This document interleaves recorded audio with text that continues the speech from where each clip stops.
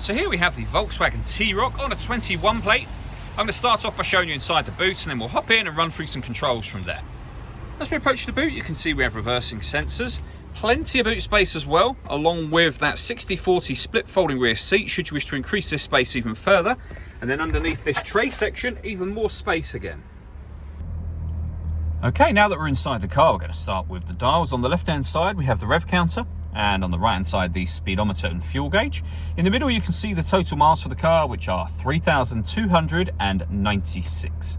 The information displayed above that can be changed using buttons on the steering wheel.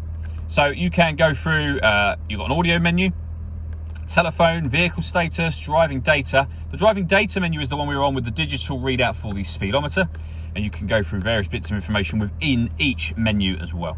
The buttons I was using to do all of that are just here. We have stereo controls over that side, and they continue on the left-hand side, along with cruise control. Once we set cruise control, hit this button. This car is able to maintain its own distance between itself and the car in front, both speeding up and slowing down automatically depending on the car in front's speed. Over in the center, we have the touch screen for the car. So you can access your radio, which is the menu we're on at the moment. You'll see we have FM and DAB radio, as well as internet radio. If you want to listen to your own music, you can do that via Bluetooth audio.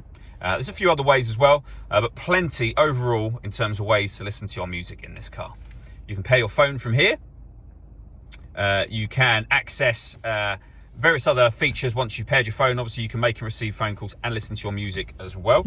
If I pop the car into reverse, you'll see that not only do we have parking sensors, but we have a visual guide to those sensors as well. Working our way down, we have dual zone climate control. So you can adjust the passenger and driver temperatures. You can increase and decrease the fan speed.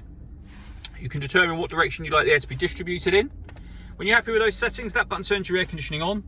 Same button again to turn it off. Or hit auto. The car will now maintain the temperature that you've asked for by maintaining or by controlling the fan speed and the direction of the air. To override that, just make any manual adjustment, put it back on your own settings, and auto will have turned off, as you can see.